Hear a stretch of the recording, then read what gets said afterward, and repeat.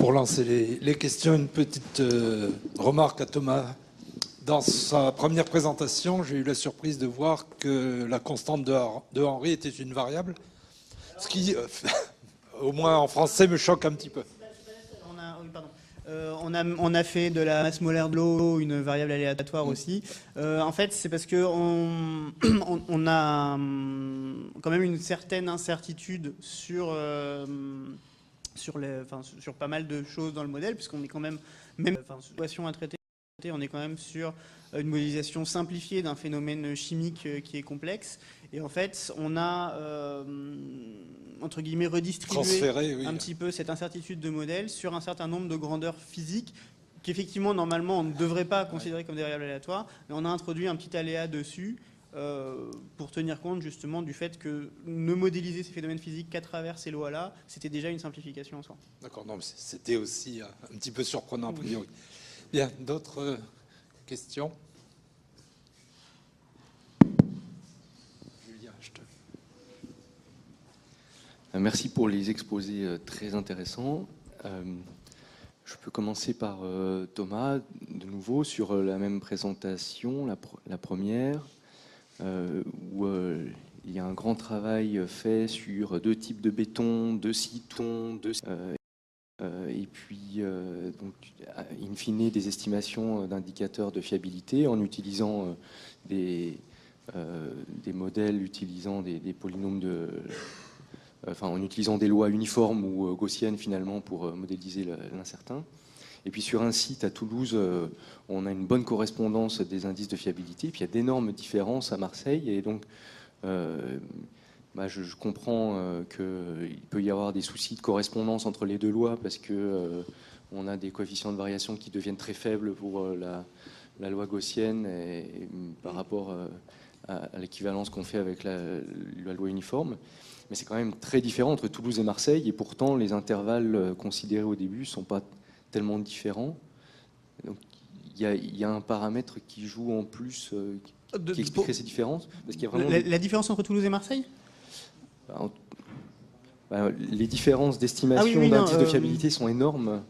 En fait, donc nous, ce qu'on a fait pour gérer ça, c'est donc quand on est passé des polynômes de Hermite aux polynômes de Lie, en fait, le point de départ, c'était de définir les intervalles de variation, donc qu'on a utilisé directement pour la loi uniforme, et après pour la loi gaussienne. On a gardé le même écart, enfin la même moyenne et le même écart type, et du coup on a après utilisé les lois gaussiennes comme ça. Et après le problème, ça a été quand on a construit les polynômes, enfin le chaos polynomial, dès qu'on est, on a le problème du chaos polynomial, et puis après. Derrière, je pense qu'on a un problème de modèle au départ. On voyait qu'on avait en fait un intervalle d'humidité relative et de degré de saturation où on était performant. Et quand on était soit trop saturé, soit pas assez, le modèle commençait à prendre des libertés, on va dire, et Marseille en fait est probablement un petit peu trop sec par rapport à ce qu'on est capable de faire. Et là en fait on pense qu'on touche un problème mais qui est lié au modèle de départ, c'est qu'on utilise toujours une modélisation de l'isotherme. Alors déjà on modélise pas les cycles, on utilise une isotherme valable aussi bien pour l'absorption que pour la désorption, et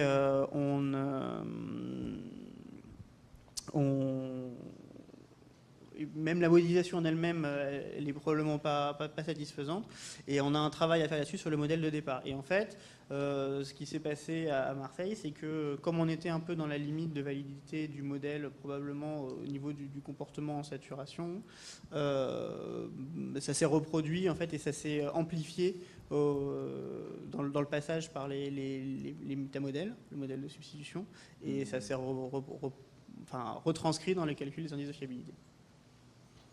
Ouais, je trouve ça très intéressant, le travail que tu as déjà pu faire par le passé, et c'est complémentaire avec ce que fait aussi Nabil en ce moment, d'essayer de produire des indicateurs les fameuses longueurs de corrélation dont on parle tout le temps. Et donc, ça me fait penser à un des résultats où tu montrais, Nabil, où tu avais quand même une tendance de cette fameuse longueur de corrélation de 40 cm qui est quand même assez redondante. C'est le même ordre de grandeur qu'on voit quand même apparaître de plus en plus et qui n'était pas du tout évident il y a quelques années. Et puis, on voit dans toutes ces estimations de ta présentation que pour bien humidité très faible ou très forte, on a des différences d'estimation. Et donc, est-ce que tu as aussi des compléments à apporter là-dessus ou c'est juste le résultat brut? En fait, déjà, avant de faire de la variabilité spatiale sur les isothermes de sorption, donc il y avait un phénomène d'hystérésis qui est difficilement modélisable. Donc c'est après déjà il y a le problème d'hystérésis. Après, quand on fait quand on a fait les essais de sorption, on s'est trouvé avec des isothermes avec une variabilité très très importante et on se retrouve avec une variabilité qui varie en fonction de l'humidité relative. Et cela est dû forcément, bon, je ne suis pas sûr, c'est juste en fait au transfert qui est par exemple entre une gamme d'humidité relative entre 0 et 30% qui est régie principalement par une diffusion de la vapeur d'eau. Et entre 30, on peut dire, en fait, c'est la première région, il y a 3 régions, on peut dire, de l'isotherme. La deuxième région intermédiaire qui est régie, c'est une compétition entre les deux, en fait, diffusion de la vapeur et une diffusion liquide. Et la troisième région, c'est la région superhygroscopique. À partir de 90% d'humidité relative, le transfert est régi principalement par la phase liquide. Donc le comportement, en fait, la variabilité dépend de l'humidité relative, mais c'est indirectement par le type de transfert, soit liquide ou vapeur. Donc on remarque qu'à un certain moment, quand on passe à plus de 90%, qu'il y a un gap, il y a un autre palier qui sort. Et on a fait d'autres essais pour, en fait, on a des équipements pour la mesure des isothermes de sorption. Et l'un des équipements qu'on utilise souvent, c'est le BELSORP, qui est basé sur une méthode manométrique. Et il atteint ses limites techniques vers 98% d'humidité relative. Et nous, on s'est posé la question sur la partie qu'on n'arrivait pas à capter de l'isotherme. C'est la région entre 98% et 100%, et notamment la teneur en eau à saturation. Parce que si on mesure la teneur en eau à saturation en suivant la procédure de mise sous vide après la mesure en elle-même, on va trouver une teneur en eau qui est vraiment... en fait, qui n'est pas proche de la limite de l'isotherme. Donc, on a fait un autre essai complémentaire, c'est l'essai de l'extracteur à membrane, où on mettait l'échantillon sous pression, saturé sous pression, et on mesurait sa teneur en eau. Et en exploitant ces résultats avec la loi de Kelvin, on sortait, en fait, on avait déjà une courbe de la teneur en eau du matériau en fonction de la pression capillaire. Et avec la loi de Kelvin, on déduisait l'humidité relative et on complétait l'isotherme de sorption dans cette région superhygroscopique.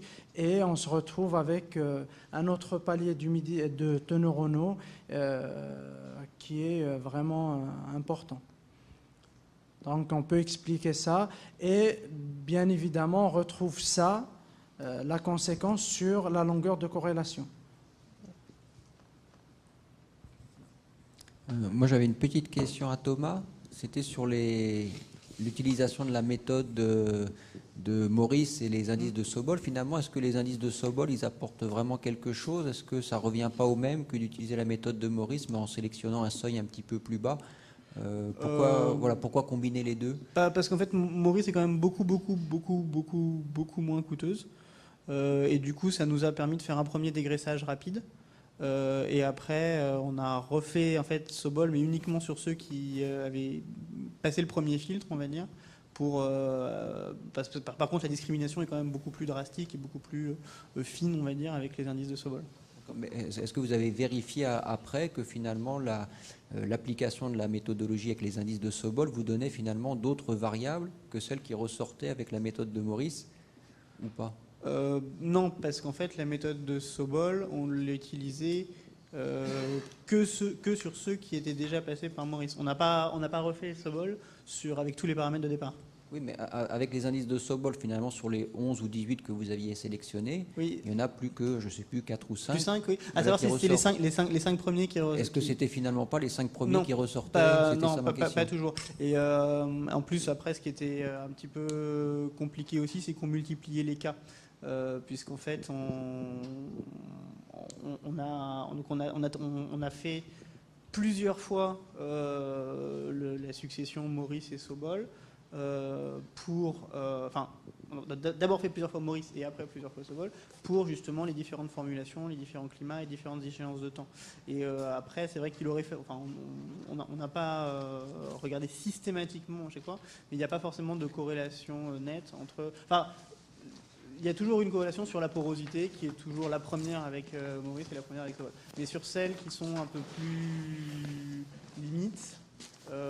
C'est pas du tout. Il n'y a pas de lien direct.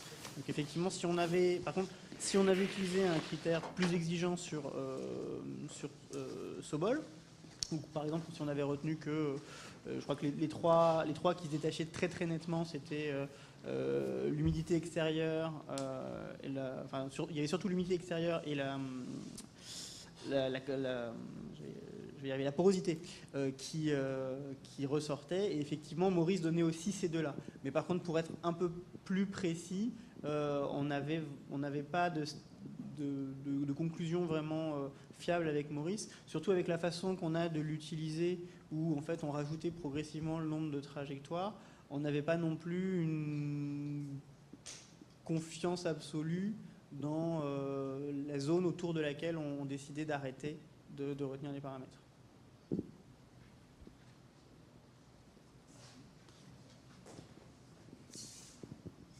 J'aurais une question pour Frédéric maintenant concernant le projet ANR Evadeos qui est terminé. Il y a eu une journée de restitution. Malheureusement, je ne pouvais pas être.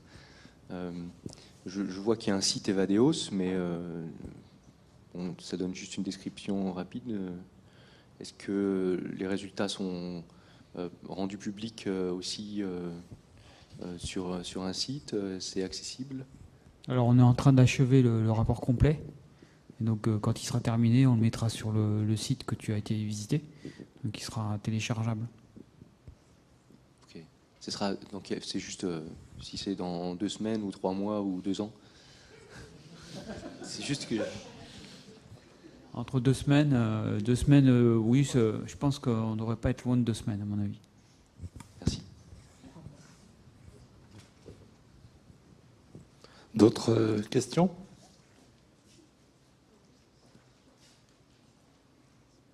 Pas de questions, donc on va clore ces journées. Peut-être dans... Une question? Une question? Juste pour Nabil, pardon. C'est par rapport à la construction des variogrammes. Oui. Vous avez construit des variogrammes pour évaluer des longueurs des corrélations. Oui. Mais en même temps, il me semble avoir vu qu'il y avait des tendances, je ne sais pas si verticales ou horizontales, des propriétés sur lesquelles ont été construits les variogrammes. Et du coup, est-ce que les longueurs des corrélations, il faut les nuancer un peu par rapport à cette tendance ou... Vous parlez de la longueur de corrélation verticale et horizontale, c'est ça? Oui. En fait, on a fait juste la longueur de corrélation verticale. Mais c'est sur la sens verticale où il y avait une sorte de tendance ou il n'y avait pas de tendance? Oui, il y a une tendance, mais bon, comme on n'avait pas... On préférait avoir un voile plus important. Comme ça, on aurait plus de points et la prochaine fois, on fera un voile de 1 km. Non, parce que bon, on avait On était limité en hauteur, on ne pouvait pas faire plus. Bon, on pouvait faire 2,50 m ou 3 mètres, mais pas plus. Donc ça faisait, on avait 9 points, parce qu'après il y a une distance D entre les carottes. C'était, je pense, 15 ou 20 cm. Donc ça nous faisait 9 points. Mais pour avoir une bonne estimation de la longueur de corrélation, il faut, je pense, savoir, ça aurait été mieux d'avoir plus de points.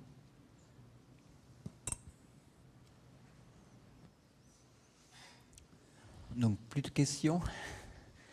Donc, il est temps de clôturer ces journées. Peut-être d'abord en vous remerciant tous d'y avoir participé. Merci à ceux qui sont encore présents. Merci à ceux qui ont fait des présentations. Je voudrais également remercier les personnes qui nous ont aidés à organiser ces journées, donc en particulier Brigitte Siatka, qui est notre secrétaire au niveau de Géoressources, Catherine Pajor de l'INERIS et Véronique Ernest également de Géoressources, qui nous ont donné un grand coup de main pour l'organisation de ces journées.